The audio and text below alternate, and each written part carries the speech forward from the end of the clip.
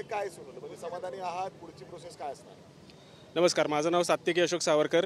स्वातंत्र्यवीर सावरकरांचा मी चुलत नातू आहे. त्यांच्या जे धाकटे बंधू होते नारायण. मध्ये काय सुरू म्हणजे समाधानी आहात? पुढची प्रोसेस काय असणार? नमस्कार, माझं नाव सात्विकी अशोक सावरकर. स्वातंत्र्यवीर सावरकरांचा मी चुलत नातू आहे. त्यांच्या जे धाकटे बंधू होते नारायण दामोदर सावरकर, त्यांचा सख्खा नातू. मी राहुल गांधी यांच्यावर मानहानीचा दावा दाखल केलेला आहे एप्रिल 2023 मध्ये आणि आज त्याची सुनावणी होती.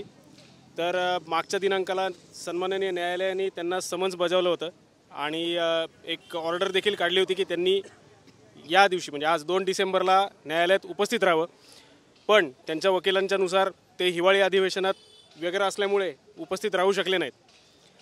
माझ्या दृष्टीने सावरकरांची बदनामी म्हणजे ही सगळ्या सावरकर कुटुंबियांच्या दृष्टीने अत्यंत चिंतेची बाब आहे, गंभीर बाब आहे. आम्ही ती बाब गांभीर्याने घेतलेली आहे.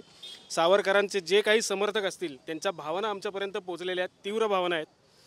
आणि केस दाखल करून समन्स पोचूनसुद्धा राहुल गांधी जर न्यायालयासमोर येत नसतील तर ते जे संविधान घेऊन सगळ्या सभांमध्ये जात असतात, सगळ्या सभांमध्ये संविधानाच्या बाजूने बोलत असतात, संविधान रक्षक सभा घेतात, त्याला काही अर्थ उरत नाही.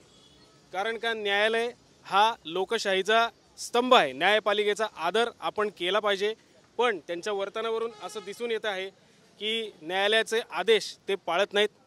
आणि त्याच्या संदर्भात जसं माझ्या विधिज्ञांनी सांगितलं, आम्ही अर्ज देखील दाखल केलेला आहे. या पुढची कारवाई 10 जानेवारीला होणार आहे.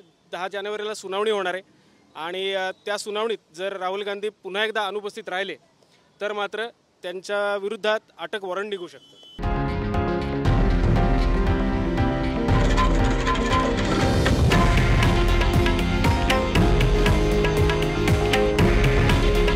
हे आहे देशातील नंबर 1 न्यूज नेटवर्क आणि आपण पाहत आहात TV9 मराठी.